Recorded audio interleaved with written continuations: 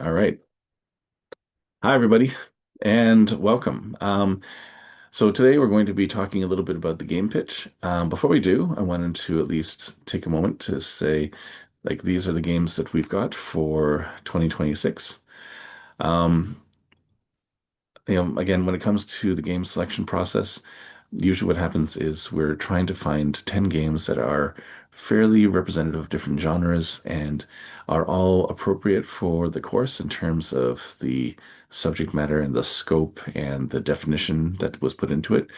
We're going to have a lot of feedback for the people who put these games together so that the things that you see here aren't necessarily set in stone.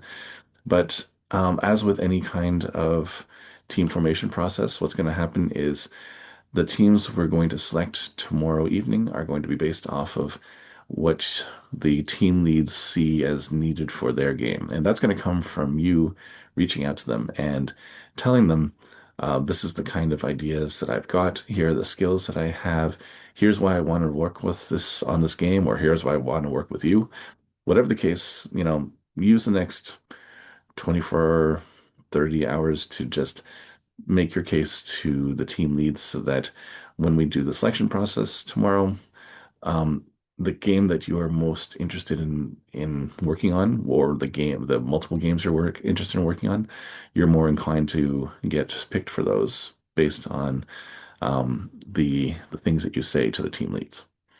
Okay?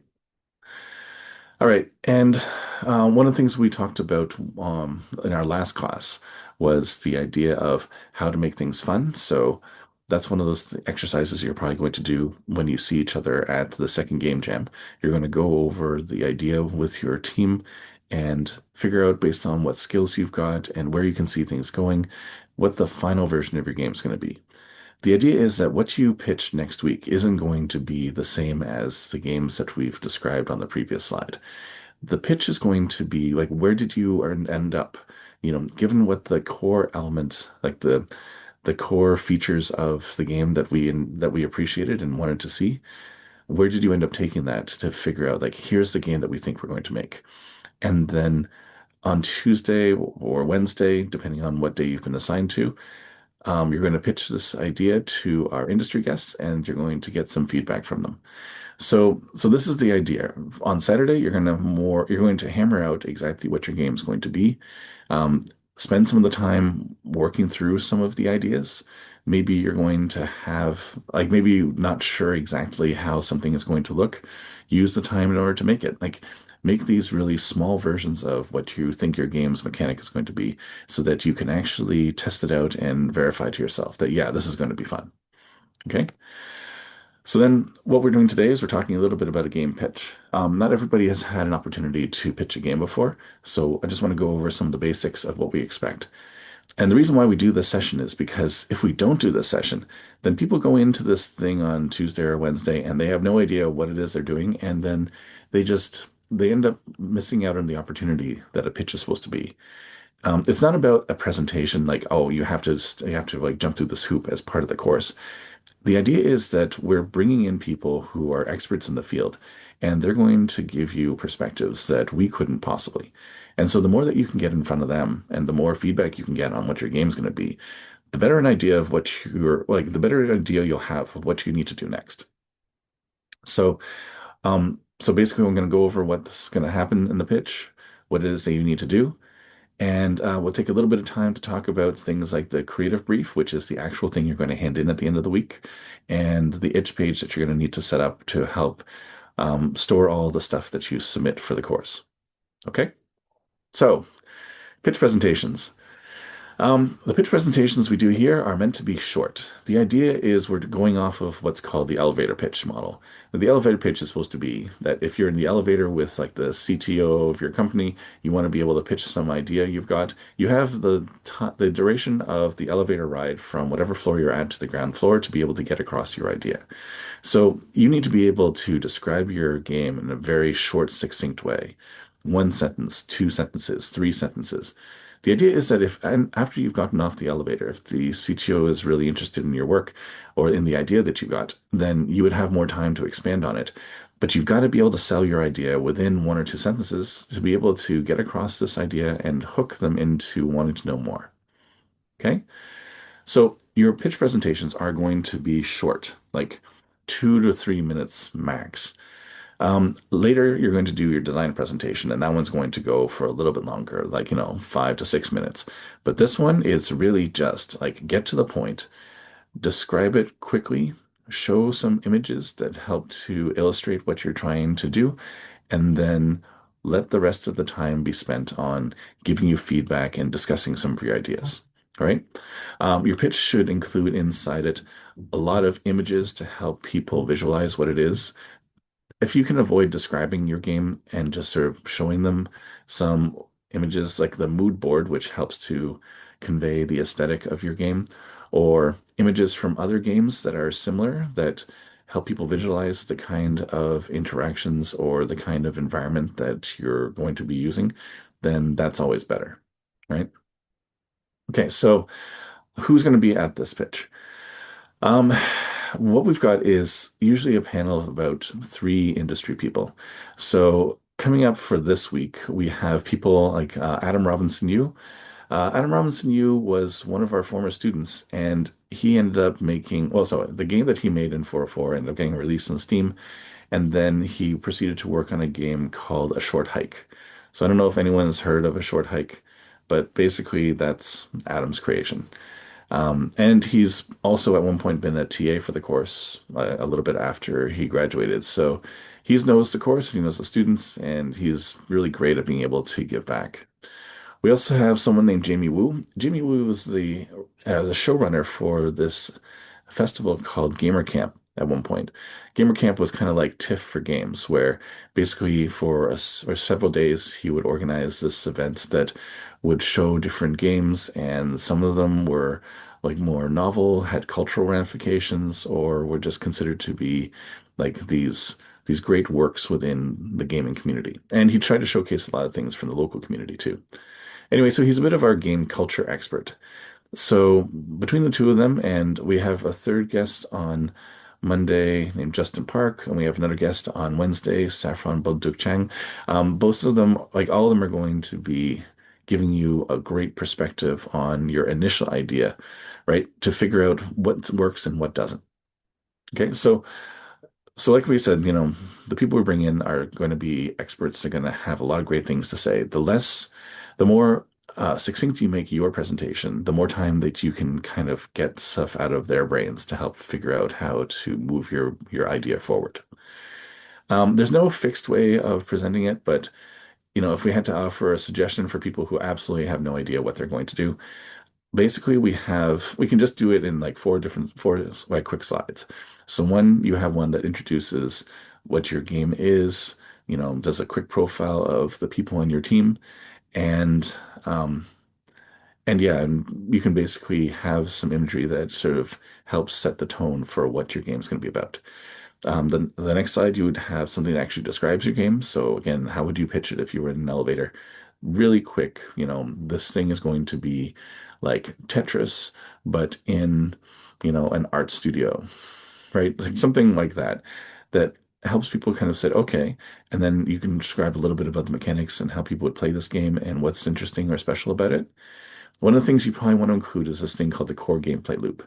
The core gameplay loop can just be like a single sentence if you want, but it's supposed to be the main thing that the player is going to keep doing that's going to be fun. So in some games, the idea is like if you're playing something like an RPG, you're going exploring, you'll battle some creatures, you'll get some loot, and you'll upgrade your character, and then, wash, rinse, repeat. So what is it what is the main thing that your player is going to be doing over and over again in your game that's going to be really fun? It's good to address that so that people know what your gameplay is going to be like.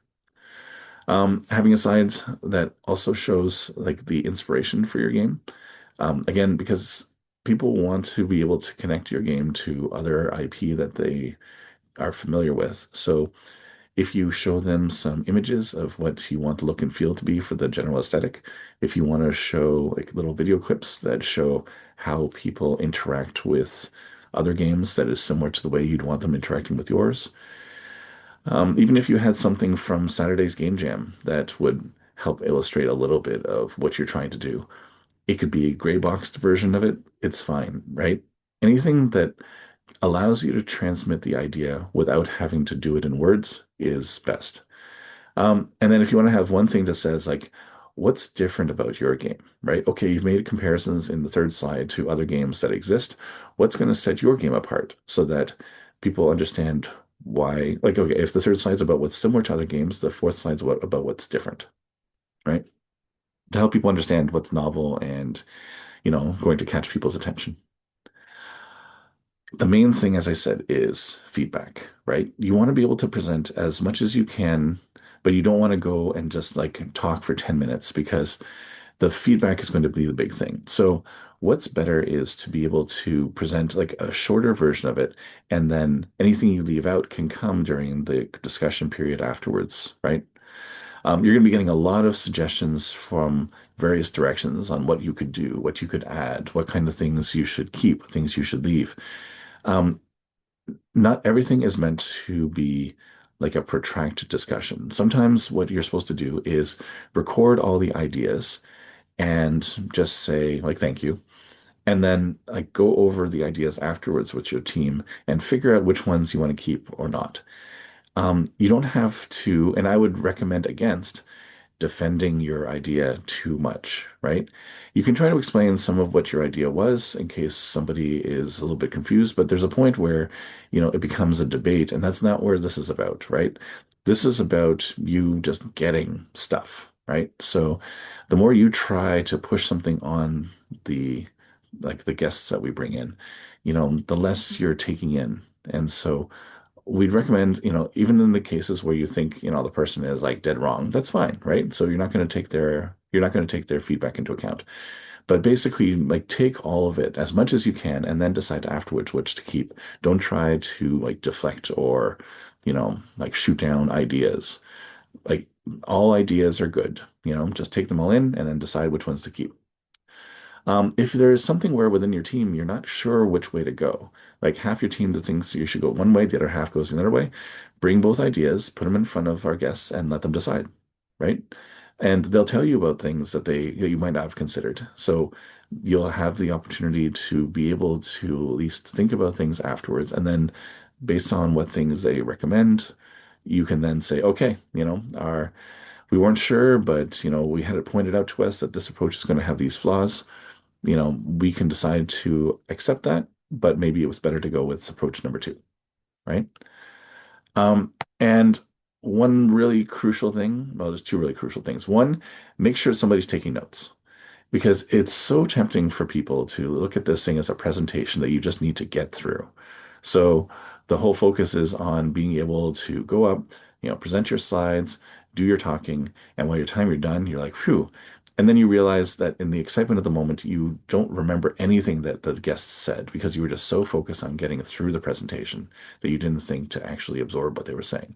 So make it someone's job to just write things down because I can guarantee whoever is doing the presentation is not going to remember what was said, right? Um, so write down, like get someone to take notes to make sure that all of the things that were said have been written down and can be discussed because you're going to forget it.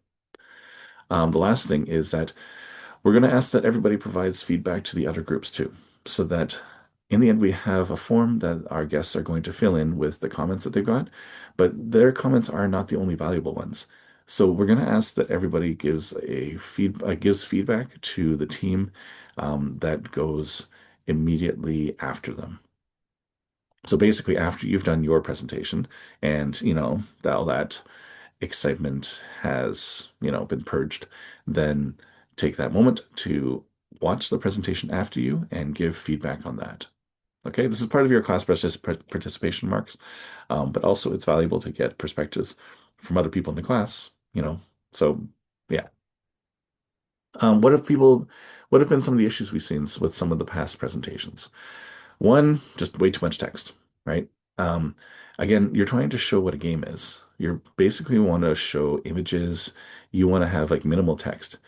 You want to have people like looking and thinking about what you've got as opposed to having to parse all the things that you've written and then try to imagine, right? So as much as possible, videos to help illustrate what kind of behavior you're expecting to see, pictures in the cases where you don't have video, and text if you absolutely need to, but try to minimize the amount of text you put in. People tend to have difficulty just saying things once. I think it's the nervous energy that when you say something, you kind of pause, and then in an effort to fill the space, you feel like you have a need to say the same thing again in a different form. It's not necessary. Sometimes what happens is that people need a chance to think. So silence isn't an invitation for you to repeat what you just said. Um, so just if there is something where they feel that you needed to voice this in a different way, then they'll say so. But feel comfortable just making the point and letting it sit. And then, after a pause, move on to whatever it needs to be said next. Okay. Definitely don't read from the slides. This happens all the time. Someone will put up a slide with text and then they will just spend the time reading that the audience can read. What you want to be spending the time doing is adding stuff where the points on your slide are the basic theme of what you need to say, but you want to be able to fill in some of the gaps, right? If you're in an interview for a job, you don't read them your resume, they can read it. You basically are trying to give them some points that provide context to the points in your resume, right? So that's basically, just make sure you're not reading from your slides. Use the slides as a trigger for what it is you want to say about your game, right? Um, People will spend a long time on their first slide for some reason. Now, the one where they talk about their team, um, whip through some of that stuff. Understand that the bulk of what you want to get at is the things that talk about the game itself. So the quicker you can get to that point, the better. Um, this is going to be the same for all of your presentations. When it comes to doing like a demo, people will start talking for like 5 minutes before they actually show the game, and all of us are just like, just show us the game. Think about what it is that they want to hear about and zip through any parts of your slides that aren't that. And you know what? I'm not saying go and rehearse in a room until everything is polished, but just, you know, it's a 2 to 3 minute presentation, right? Run through it out loud at least once before you go in, right? And that'll just help you understand what you're going to say and realize what things are coming out well and what things need to be just retweaked to make them clearer. And the last thing, in terms of your content, please don't put in like a huge amount of backstory. Mostly because backstory tends to be something that gets changed depending on how your game ends up coming together, right? You'll find out that certain mechanics didn't work the way you expected, that certain aesthetic parts are going to be hard to do, that, certain level design is going to be tricky. So the more and backstory is so tempting to want to put a ton of effort into because it's fun and it's easy. But that's why it goes last, because you can make your backstory suit your whatever game you have, right? But put a backstory first, and you're painting yourself into a corner in terms of your mechanics and everything. So just put a little bit in to help people understand, again, just the tone of how people are meant to play it, right? Say that if you've got something with a platformer, afterwards you can say what kind of character you have to give the flavor that you're looking for, right? But don't start with the backstory and then try to figure out how to make a game around it. Um, okay, do your research. This is mostly because okay, so we bring Jamie Woo specifically in here because he is a game culture expert. That means that when you tell him about certain games, he'll know about them. And when it comes to maybe certain things where you're not thinking hard about your design decisions, he will also address those. So I remember there was one game where people had an indigenous character as the main one. And Jamie was asking, like, why did you make this character indigenous? So what exactly are you tapping into here? Do you know which tribe you're going after?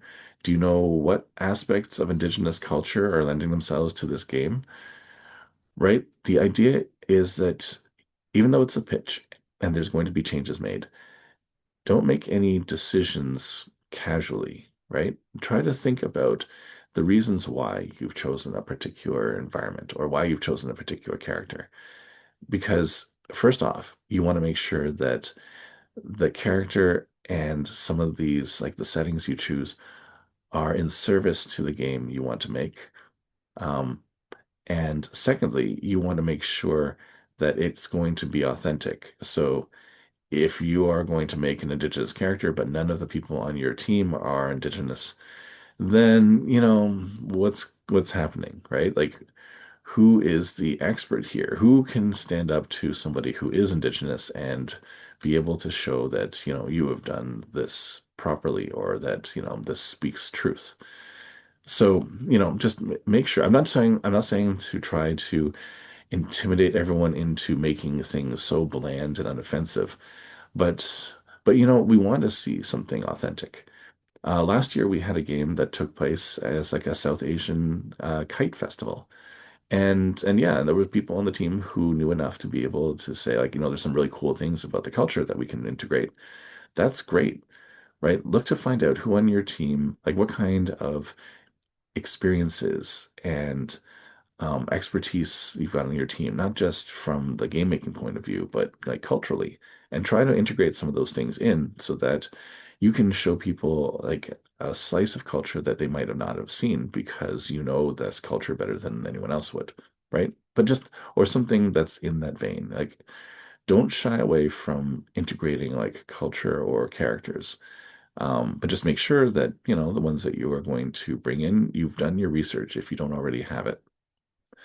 Um, so yeah, this is basically what we're trying to say. Like all the different things that you put into your game, how are you going to justify them, right?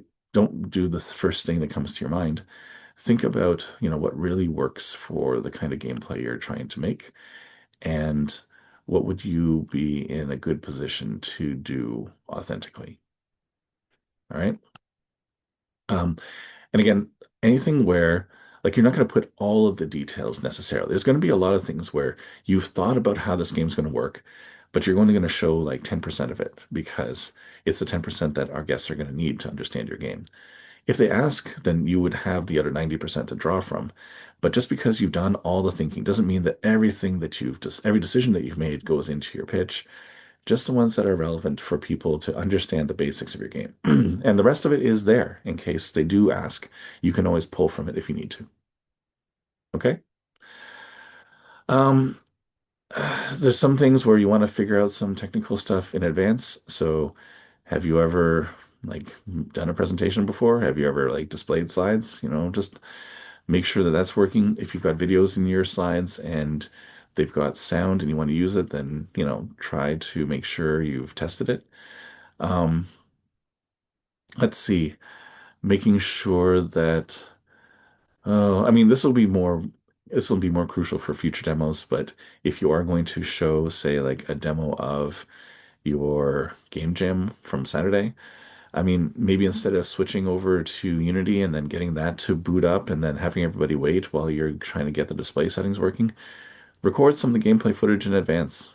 Make a video recording and then just insert it into your slideshow, right? It gives you the same ideas, but without having to make people wait as you try to get Unity started. Um, yeah, definitely don't read off of things in a like if you know what you're going to be saying, you should be able to say it even if you don't have your slides. And in terms of who's going to present, it doesn't have to be that everyone presents. I mean, one person's going to need to do the note taking at the very least, but it also gets really unwieldy if 11 people are going to try to present in a single presentation. Pick one, maybe two, you know, maybe three. Anyone, like whoever would be a good representative, one from each section would be good. But make sure you practice it so that no one person is going overly long on a part where they just feel like they need to say as much as everybody else, and so they end up just talking more about the thing that doesn't need to be that could probably be summarized in a single sentence. Um, how will those be who aren't speaking be great for the pitch? So everyone's going to be given a group mark, but we're going to be asking you to kind of rotate in terms of who presents for the pitch and who presents for the design, just so that we get to see all the people who are in your team. Like we want to see them, but we like again in the interest of like in the interest of having like a comprehensible presentation, you know, decide who's going to present on what things, right? And And yeah, there's some people who really just don't want to speak because it's really hard. You know, we'll see if we can do more stuff during like playtesting for them. But for this one, think about how we're going to do it. It's only 2 to 3 minutes. You're not going to have time to have all 10 people on your team speak, right? Pick the three people that you think have something interesting to say about the tech, art, and music, and then, just give each of those people like 30 seconds each with like one person providing the start and the end, right? Um, for what's at the end of this, what you're supposed to hand in on Friday is this thing called a creative brief. Now, creative brief is related to their pitch in that it is supposed to be kind of the high level view of what goes into it. And there's a lot of like, the pictures and imagery that helps to convey the mood and the general approach to the game. Um, it is not like you take your slides and you print them off and submit them. That is not how this works, right? The slides are supposed to be what you would present to your industry guests that would describe what your game is. But the way you would describe your game would not be like in slides in PowerPoint, not as like a document you hand in to, say, your creative director. What you'd want to be able to do is just have a document that's not very long. It's supposed to just have the basics of what is your team, what is your game's name, what is it about, like how many players is going to be, what are the basic mechanics, what is the core game loop for this, what's going to be fun about it, right? And then some imagery to help people picture it so that if they read your document, they'd be like, okay, I kind of see what this game is about. All right. This would probably include more of the things that don't show up in your presentation because your presentation is meant to get the high level view, but you could get a little bit further into the weeds when it comes to your creative brief to at least have an idea of what exactly the game is going to be about. Um, there are some things that we're going to be looking for more on your design milestone. So things like storyboards that go over how the story goes, right? That's something you hammer out once you know what your story is. The character and level designs, I mean, you can pull things, imagery from other games to give people an idea, but the ones for your actual game are things that, again, you hammer out once you've gotten past the pitch and you know what your game is. So those are mostly for the design milestone. If you do have some like things that you made at, say, the game jam on Saturday and you want to include them, then by all means. But don't feel like you need to generate that level of detail for the pitch. Again, those things could change. So don't put too much in that you're going to end up changing later anyway. This is going to be handed in at the end of the week. So, yeah, the people who present on Tuesday have one extra day to work on this. The people who present on Wednesday have an extra day to work on their presentations, right? Who presents on Tuesday and Wednesday is something we'll be sorting out after we figured out what the groups are, right? Or who's in which group. Um, the other thing is all this stuff is going to be handed in on your itch page. So again, the itch page was one thing that we talked about in the first class, where everyone's going to be creating a pitch, sorry, a game, sorry, a page on itch.io. And this is kind of how hobbyists and people in the game community um, communicate the development of their games. So anytime somebody is making a game, they'll usually have some of the imagery for it, and then they've got inside it, some sample gameplay videos and some screenshots, right? So it's going to give people an idea of what your game is about. So you're going to want to create one of these things too for your team.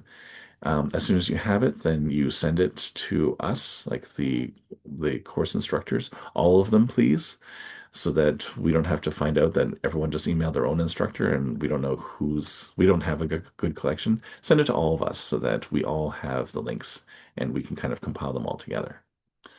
But yeah, so inside this is usually also what's called a development log. So basically, every week, what we're asking is that you, on your itch page, just say, what did you do each week so that we can see the incremental progress. And at the bottom, you're going to have a section that's got all the different things you hand in for the course. So your creative brief for the pitch, your design document for the next milestone, your proof of concept in the case where we ask you to show how your game's going to work, right? All that stuff is going to go onto your itch page so that by the time we get to the end, it not only has all the different milestones that we're assessing, but it can kind of show like the path that you took to get from your original concept to where you are at the end. Okay?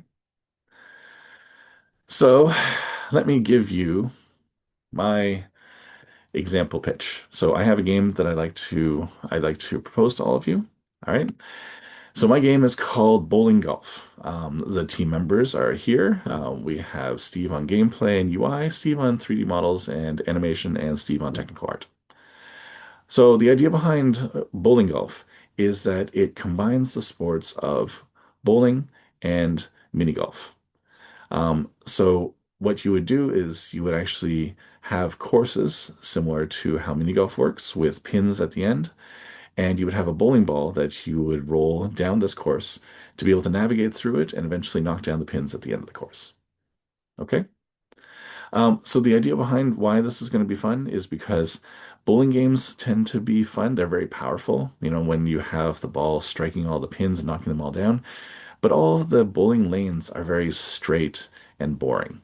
So wouldn't it be interesting if you could take some of, you know, the courses that you have in mini golf, right? And the environments and all the sort of like the fun navigation aspects of trying to hit something through this course and do it with the satisfaction and the power that you get from bowling. So how this would work is that this would be on a mobile device. We would have something where you would pull back in order to adjust the direction and power of your throw.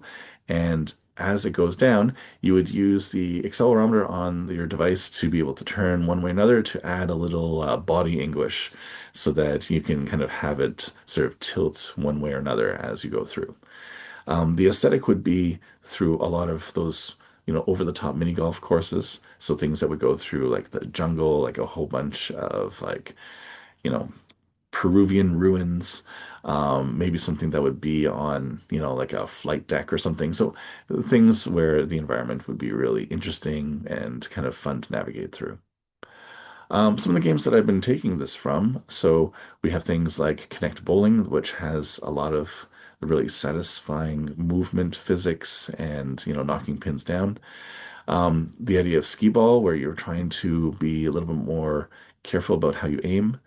So the 3D mini golf in terms of the aesthetic and the camera placement, and Gummy Bears mini golf before the sort of fun, cartoony aesthetic that would come along with it. And I guess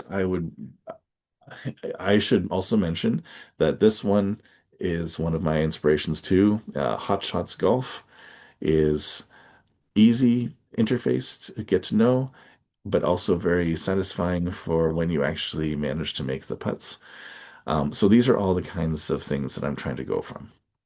What's going to be cool about it? So yeah, we're going to trying to knock down the pins, the minimum number of shots, all of the sort of buildup that comes from watching your ball make its way through the course. But, you know, the satisfying payoff that you get from bowling that doesn't always happen when, you know, golf has such a small target. All right, that's it. That is the pitch for my game, Bowling Golf. I'd be very happy to take some questions now. Okay, so that's the idea. You just want to get through this. You want to have people understand at the very beginning what the basics are. It's combining bowling and mini golf, right? One line. And then from there, you go a little bit further to say, well, why does this need to be combined? Well, because bowling lanes are boring, but bowling is the act of knocking things down is satisfying. Whereas with golf, you know, like the precision of it can sometimes be frustrating because you need to make your way to this tiny little hole. So what if you could kind of combine the power of one and, you know, the courses of the other, right? So basically just trying to describe what are the key points of this game. How do I, you know, a little bit of the motivation behind it, showing some games that are similar so that as you look at the images of these games, you understand a little bit of where I'm coming from in terms of, you know, the physics versus the aesthetics, versus sort of like the characters and the reward mechanisms. And that helps save a lot of time if I had to try to describe what it is that this game's going to be about. Um, I didn't have any questions that I brought up. Mostly I would want to find out from my audience, like what do they think? Were there some games that came to mind? Is there like an interface that I would probably recommend? You know, I'm basically just trying to find out ideas outside of my own head because I've gotten so focused on what I've been doing that I don't know what other things are out there, right? Um, yeah, so that's basically what we want to see you do. something short and spend more time getting feedback from our guests than having to describe something that can be described in a few minutes. Yep, and that's going to lead us to so on Tuesday and Wednesday, we're going to split up the class into two halves. Five are going to go on Tuesday, five will go on Wednesday. You'll have like 2 to 3 minutes each, and then the rest of the time for your game is going to be done, is going to be receiving feedback. You're going to be giving you're going to be giving feedback to the team that comes after you, and the one that comes last in the sequence is going to give feedback to the one that comes first. At the end of it, you take all the stuff that you got from it and you compile that with these things you prepared for the pitch. So your pitch plus the feedback is going to form itself into what exactly is the summary of our game. Like, what did we decide based on what we talked about on Saturday at the game jam and what we talked about after we got our feedback? What are we going to put into our final game as the thing that we're going to, like the core element of what our game's going to be? Make the itch page, upload your creative brief to there, and all these again are due at the end of the week on Friday. Now, the original plan was that if we were in person, what I would do is I would have selected the people who are in the class whose games were selected for our final 10 and get them to actually pitch their game to everybody. Um, it's a good exercise at the very least, just to be able to take some game, like the one that you're working on or the one that you would like to work on, and be able to describe in like 2 to 3 sentences what you think the game is about. The reason why you're going to want to do this is because on Saturday, when you get together and each of you starts talking about the game, the probably what'll happen is that the team leads will go to the people in the group and then ask them to kind of say what they thought the game was going to be about or what ideas they had. So the ability to be able to pitch some idea in a short period is going to be invaluable on Saturday to be able to all share whatever ideas you got. And then it's in service to being able to do the same thing on Tuesday and Wednesday when you present your game. All right. That is all that I had for this. I don't know if anyone's got any questions about, again, how the pitch is going to work.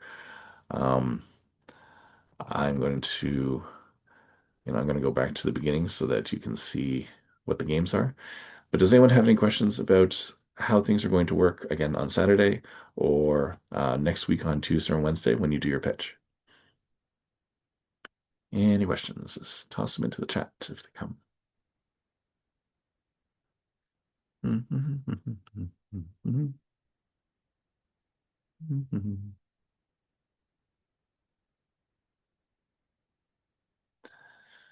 Well, I'm not seeing a ton of things.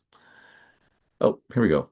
Should we be emailing more than one game if you're interested in multiple? Yes, definitely do. Because you don't also want to put all your eggs in one basket, right? What would your number one choice be? What would your number two choice be? And what would number three? And then just, approach each of them. Because yeah, I mean, as long as you approach the people whose games you would actually want to work on, then that's great, right? Um, do we create a team itch account for the page or do we create it under the team lead? So usually what will happen is that you'll have like a team itch account. Usually we get the team lead to do it, right? Or the team lead will delegate it to somebody to do. Either way, as long as you create the page and then you send us the link and we can expect all the stuff that your team makes to show up on that page, then we're not too fussed about who's going to create it or like kind of whether it's a team page or not. Usually what's also going to happen is that at the end of the course, when we do level up, when we submit your teams for level up, we have to submit an itch page for it.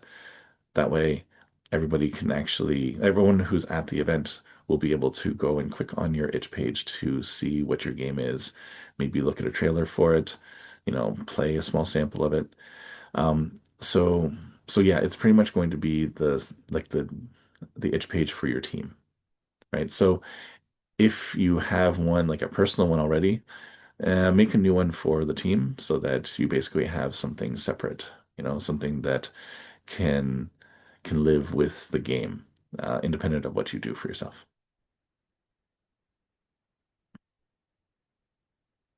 Okay, I'm going to stop recording, and we'll post this soon.